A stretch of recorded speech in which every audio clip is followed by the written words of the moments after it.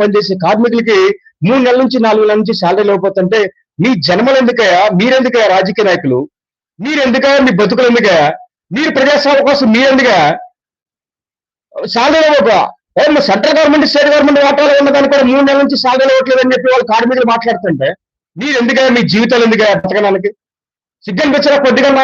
అసలు మొఖాలు చూపించుకోవడానికి సిగ్గనిపించరా అక్కడ ప్రజలకి మరి ఏం వాగ్దానాలు చేసాం? మనం ఏం చేస్తున్నాం?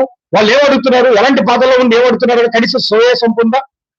ఆర్సీమెటల్ అనే వాడికి 5,000 కోట్లు కేటాయించి వాడికి అన్ని కూడా ఇచ్చి గనులు కేటాయించి వాటర్ కేటాయించుకొని వాడికి బెనిఫిట్స్ అన్ని కూడా ఇచ్చారు. అదే వైజాగ్ స్టీల్ ప్లాంట్ ప్రజలకు సంబంధించి ల్యాండ్ అన్ని కూడా ఉన్న 21,000 ఏకర్స్ ఉన్నా కూడా కనీసం దాని గురించి కూడా మాట్లాడకుండా వదిలేసుకున్నారు, గాలి వదిలేశారు. ఇప్పటి వరకు కూడా కేంద్ర ప్రభుత్వం నుంచి ఒక్క గెజెట్ నోటిఫికేషన్ క్యాన్సిల్ చేయించుకోలేకపోయారు. ఏమని?